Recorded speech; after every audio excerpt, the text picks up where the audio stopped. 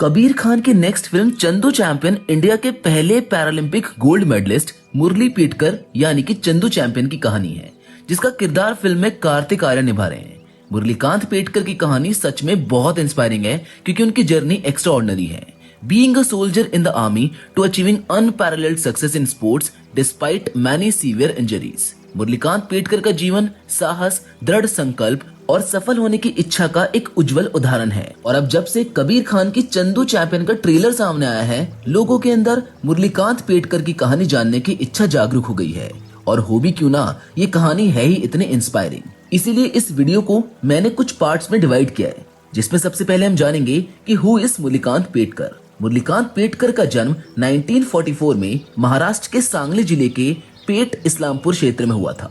उन्होंने स्कूल में बहुत छोटी उम्र में खेलों में गहरी रुचि विकसित कर ली थी। वो विशेष रूप से रेसलिंग, एथलेटिक्स और हॉकी में बहुत अच्छे थे। एक बार उन्होंने कुश्ती में गांव के मुखिया के बेटे को हरा दिया था, जिसके बाद उन्हें सभी गांव वालों के क्रोध का सामना करना पड़ा। और ये वही घटना थी जिस वजह से इन्हें पुणे भागने पर मजबूर होना पड़ा। अपनी पढ़ाई पूरी करने के बाद उन्होंने भारतीय सेना में भर्ती ले ली। उनका करियर भारतीय सेना की बॉयज बटालियन से शुरू हुआ। अपनी कड़ी मेहनत और दृढ़ता के माध्यम से वो इलेक्ट्रॉनिक्स और मैकेनिकल इंजीनियर्स यानी कि ईएमई कॉर्प्स में जवान के रैंक पर सिलेक्ट हुए। 1965 में जब भारत ने पाकिस्तान के खिलाफ युद्ध लड़ा तो मुरलीकांत को उस समय गंभीर गोलियों के घाव लगे, जिस वजह से वो विकलांग हो गए। अब ये तो हमको पता है कि वो 1965 के युद्ध में घायल हुए थे, लेकिन एक्चुअली में क्या हुआ था, अब ये जानते हैं कि how did he get hurt. जिस समय ये हमला हुआ था, मुरलीकांत पेटकर चाय के लिए बाहर गए थे, जब एक तेज अलार्म उन्हें हवाई हमले के बारे में सतर्क करता है, जिसके बाद उन्होंने जल्दी से अपने कमरे की ओर लौटने की कोशिश की, लेकिन गोलीबारी और तेज हो गई और इसी वजह से वो वहाँ पर फंस गए। उनके आर्मी कैंप पर पाकिस्तानी सैनिकों द्वारा हवाई हमला किया गया था। इस हमले के दौरान पेटकर पर भी सैनिकों ने हमला किया, जिसमें उनको कई गोलियां लगी। और सिर्फ इतना ही नहीं, एक सेना का वाहन उनके ऊपर से भी गुजर गया, जिस वजह से और इन चोटों ने उन्हें जीवन भर के लिए अपंग बना दिया। और आश्चर्यजनक रूप से आपको ये जानकर भी हैरानी होगी कि उनके रीढ़ की हड्डी में आज भी एक गोली फंसी हुई है। हालांकि उनके असाधारण साहस और इच्छा शक्ति ने उन्हें 2 साल की छोटी अवधि में ही उल्लेखनीय रूप से ठीक होने में मदद की, लेकिन यहाँ से उनकी लाइफ और कठिन होना शुरू हो गई थी। उन्होंने ऐसे ऐसे चैलेंजेस फेस किए जो शायद उन्होंने कभी सोचे भी नहीं होंगे। और यही समय था एक बार फिर से गिरकर उठने का। उन्होंने अपनी फिजिकल डिसेबिलिटी को अपनी ताकत बना लिया और यही समय है हिज एंट्री इनटू स्पोर्ट्स। भारतीय सेना में जवान मुरलीकांत पेटकर मूल रूप से ईएमई सिकंदराबाद में एक बॉक्सर थे और उनकी विकलांगता ने उन्हें बाद में भी खेलों में शामिल होने से नहीं रोका। जल्द ही उन्हें 1964 में टोक्यो में आयोजित अंतरराष्ट्रीय सेवाओं के खेल प्रतियोगिता में भारतीय सेना का प्रतिनिधित्व करने का अवसर मिला।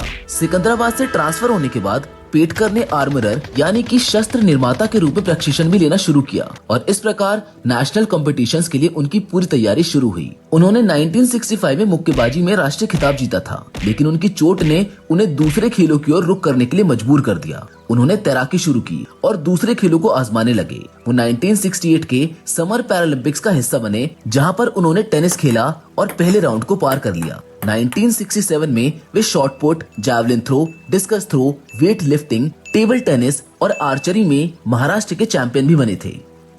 पेटकर के करियर की सबसे बड़ी उपलब्धि 1972 में जर्मनी में आयोजित समर पैरालंपिक्स में 50 मीटर फ्रीस्टाइल तैराकी स्पर्धा में जीता गया स्वर्ण पदक था। इस उपलब्धि के साथ उन्होंने एक नया विश्व रिकॉर्ड स्थापित किया, जो कि 37.33 सेकंड्स का था, जिसके बाद वो भारत के सबसे पहले पैरालंपिक्स स्वर्ण पदक विजेता बने। उन्होंने javelin throw, precision javelin throw और स्लैलॉम में भी भाग लिया। वो इन तीनों स्पर्धाओं के फाइनल में पहुंचे और जैवलिन थ्रो में सिल्वर मेडल जीता, जबकि शॉट पुट में ब्रॉन्ज मेडल। उन्होंने 5 लगातार वर्षों 1969 से 1973 तक जनरल चैंपियनशिप कप जीता।